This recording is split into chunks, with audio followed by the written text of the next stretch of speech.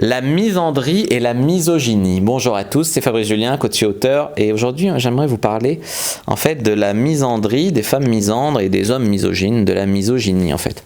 Alors qu'est-ce que c'est déjà qu'être misandre? C'est avoir une aversion pour les personnes de sexe masculin. La misogynie, les gens misogynes, c'est ceux qui haïssent ou qui détestent les femmes en fait, les hommes misogynes. Et les deux, autant la misandrie que la misogynie, on se rend bien compte à partir de ces définitions que c'est du sexisme.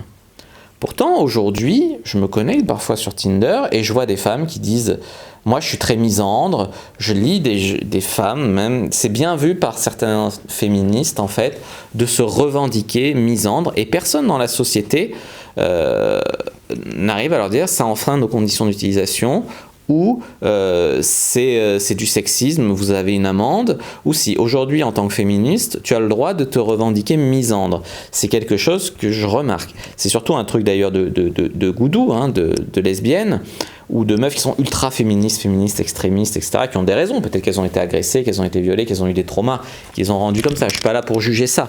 Je suis juste là pour montrer qu'il y a deux poids, deux mesures. Aujourd'hui, tu fais une blague un petit peu limite. Si tu es un homme à la télé, tu perds ton emploi, tu perds ton métier, tu es traité de misogyne, de monstre, de ci, de ça. Il y a des remarques qui ne passent pas. Van Damme, il est traité de macho à la télé, ou dans le public, on le siffle et tout, tu vois. Tout le monde fait où? Dire que tu es misogyne ou que tu es macho, ça met fin au débat, tu es un monstre. Par contre, ça a l'air d'être toléré, d'être misandre, tu vois, alors que ça devrait être puni par la loi, hein. C'est du sexisme au même titre que la misogynie en fait. Donc tu vois, c'est un argument en fait, dès que tu vas avancer des trucs pour le droit des hommes, pour ci, pour ça, ouh, quel misogyne, quel macho, ouh, t'es traité de ça, et hop, ça met fin au débat. Par contre, apparemment, être misandre, c'est bien. Et ça, c'est quelque chose, c'est une inégalité qui me gêne, dans un sens comme dans l'autre d'ailleurs, que ce soit les misogynes ou les misandres.